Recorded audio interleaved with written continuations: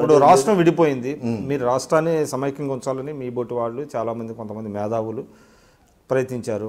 But ఎట్టకేలకు రాష్ట్రం విడిపోయింది.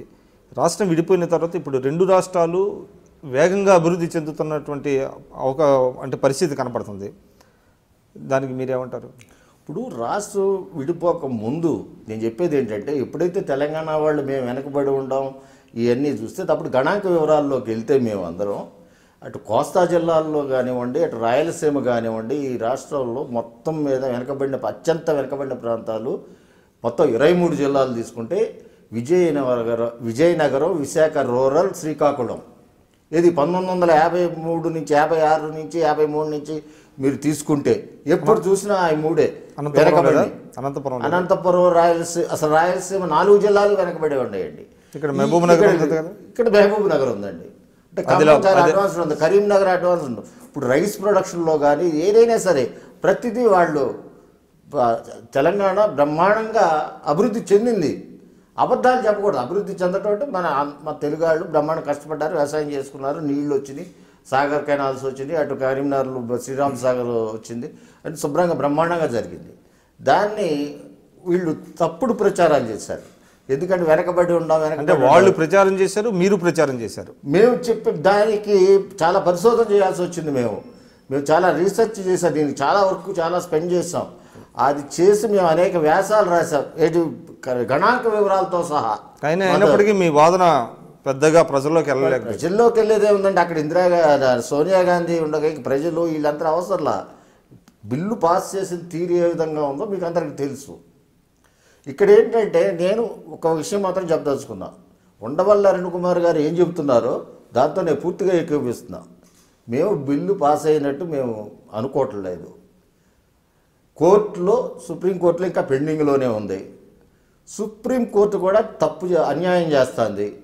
ఎందుకంటే దానికి అనుబంధమైన విషయాలు సుప్రీంకోర్టు విచారిస్తుంది. రాష్ట్ర విభజనకు సంబంధించి 10th షెడ్యూల్ గురించి కానీ, ఇంకోటి హైయర్ ఎడ్యుకేషన్ గురించి కానీ, ఇంకోటి కానీ అవి విచారిస్తా. అసలు కేసు విచారించకుండా దాటవేయటం సబబు కాదు. అంటే మీరు పార్లమెంట్లో జరిగినటువంటి ప్రొసీడింగ్స్ని పర్వ్యూ లేదు కదా, కోర్టులకి న్యాయస్థానం పరిధిలోకి రావు కదా.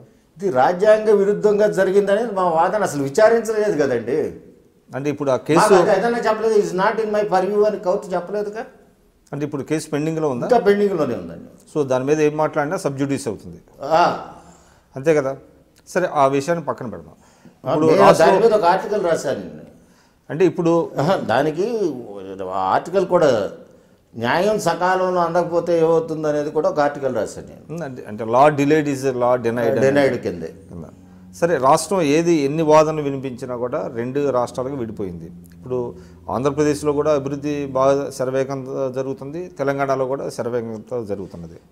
ఆంధ్రప్రదేశ్లో శరవేగంగా ఏం జరుగుతుంది చెప్పండి. ఇది ఇక్కడ ఒక్క విషయం మళ్ళీ చెప్పదలుచుకున్నాను, మీకు వెనక్కి వెళ్ళదలుచుకున్నాను.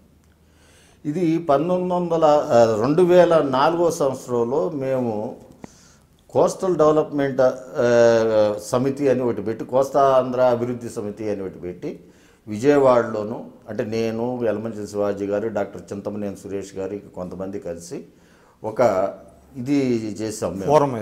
ఫోరం ఏర్పాటు చేసి విజయవాడలో ఎగ్జిక్యూటివ్ క్లబ్లో, వైజాగ్లో, విశాఖపట్నంలో, రాజమండ్రిలో, భీమవరంలో, ఒంగోలులో, గుంటూరులో సదస్సులు నిర్వహించాం. నెక్స్ట్కి నెల్లూరు చేయాలి. అప్పటికి ఇదే మేము ఏమైతే డిమాండ్లు చేశామో, ఇది ఆ ఫోరం ద్వారా మాకు కోస్తా ఆంధ్ర వెనకబడి ఉంది, ఇట్లా జరుగుతుంది, మమ్మల్ని పట్టించుకున్నవాడు ఎవడూ లేడు అనే దాని మీద జరిగిన తర్వాతే రాజశేఖర రెడ్డి గారు ముఖ్యమంత్రిగా ఉన్నప్పుడు అనేకమైన అభివృద్ధి కార్యక్రమాలు చేపట్టడం జరిగింది. ముఖ్యంగా ప్రతి జిల్లాకి యూనివర్సిటీలు, అదేవిధంగా పోర్ట్లు, కృష్ణపట్నం పోర్టు, కాకినాడ పోర్టు, ఇవన్నీ పోర్ట్లు, కోస్తా ఆంధ్ర అభివృద్ధికి ఏది కావాలో అదే. అదేవిధంగా ఇండస్ట్రియల్ జోన్, శ్రీ సిటీ అనేది ఒక అద్భుతమైన సృష్టి అండి. అది సృష్టించింది రాజశేఖర రెడ్డి.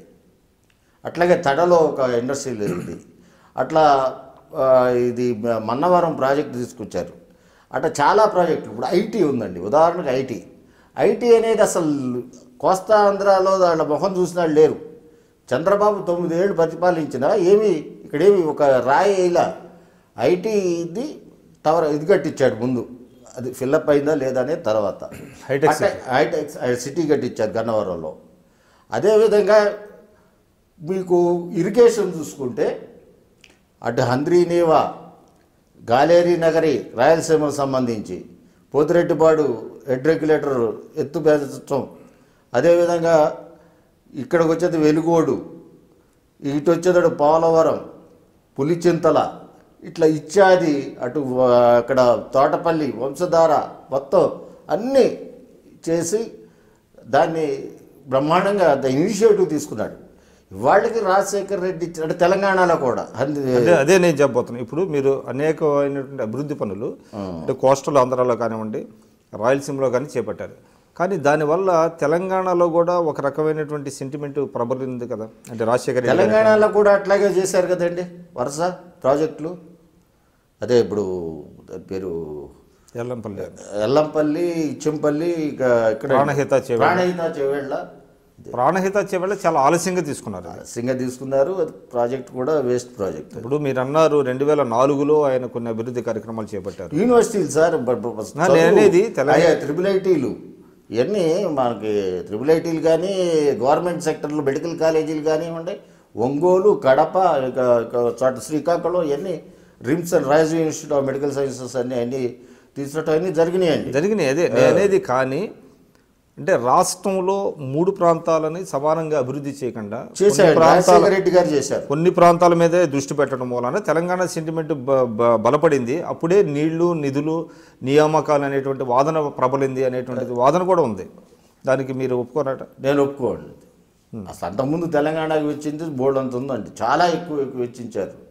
రాజశేఖర రెడ్డి కానీ అంతకుముందు తెలుగుదేశం కానీ ఎవరైనా కానీ, చంద్రబాబు నాయుడు కానీ, ఎన్టీ రామారావు విప్లవాత్మకమైన మార్పులు తీసుకొచ్చారు తెలంగాణలో. సో అది ఎన్టీ రామారావు గారి తర్వాత. అంటే మీరు రాజశేఖర రెడ్డి గారి హయాంలో బాగా డెవలప్మెంట్ జరిగింది కోస్టల్. ఇప్పుడు చంద్రబాబు నాయుడు గారు హయాంలో పెద్దగా జరగట్లేదు. అసలు ఆ టైంలో ఇంతవరకు తీసుకోలేదు సార్. ఒక ఇది ప్రాజెక్ట్ ఏది చేసుకున్నారు ఇవాళ. అప్పుడు ఏం చేశారు? చంద్రబాబు నాయుడు గారు 11 ఏళ్ళు కూడా ఇదే ఇప్పుడు చెప్తున్న అభివృద్ధి ఆ రోజు నేను ఎందుకు చేకప్ చేయలేదు? ఆ వేళ చేస్తుంటే వాడు మా కర్మీ లేదు కదా. అప్పుడు మీలాంటి వాళ్ళు ఏం చేశారు మరి? అప్పుడు మేము అందరం పోరాడాం, ఎప్పుడూ అడుగుతానే ఉంటాం. మరి చంద్రబాబు నాయుడు ఆయన ఒక ధోరణి, ఆయన ఎంతవరకు హైదరాబాద్ మీద మోజు, హైదరాబాదు అంతవరకే పరిమితి, ఆ 15 కిలోమీటర్లు 20 కిలోమీటర్ల పరిమితి తప్ప ఆయన ఎక్కడ కన్నెత్తి చూడలేదు, ఎవరి మాట వినలేదు. అంతా హైటెక్ దీని మీద అది. కానీ ఆ హైటెక్ ఈయన ఎక్కడైతే డెవలప్ చేశాడు, నేనుగా చెప్పింది, పారుపల్లి సాయినాథ్ గారు చెప్పారు. 1-2 సీట్లు తప్ప ఎక్కడ సీట్ అనేది రాలేదు వాళ్ళకి 2004లో. ఎవరు మీరు? సాయినాథ్ గారు అంటే హిందూ పారుపల్లి సాయినాథ్ గారు. ఆయన ఎకనమిక్ డెవలప్మెంట్ మీద కూడా పాలగుమ్మి సాయినాథ్ గారు ఆయన రాసింది అసలు ఎక్కడ డెవలప్మెంట్లో కానీ ఏట్లో కానీ ఆ 9 సంవత్సరాలు చాలా వెనకబడి ఉండవని. అంటే డీసెంట్రలైజ్ అవ్వలేదంటారా? డీసెంట్రలైజ్ అవ్వలేదు. ఇవాళ కూడా మళ్ళీ తప్పు చేస్తున్నారు అన్ని అమరావతి అని చేయటం. నేను అడుసుమిల్లి జయప్రకాష్, మాజీ శాసనసభ్యుడిని, విజయవాడ. నా రాజకీయ అనుభవాల్ని, మిగతా విషయాలన్నిటినీ ఐ డ్రీమ్ న్యూస్తో నేను పంచుకున్నాను.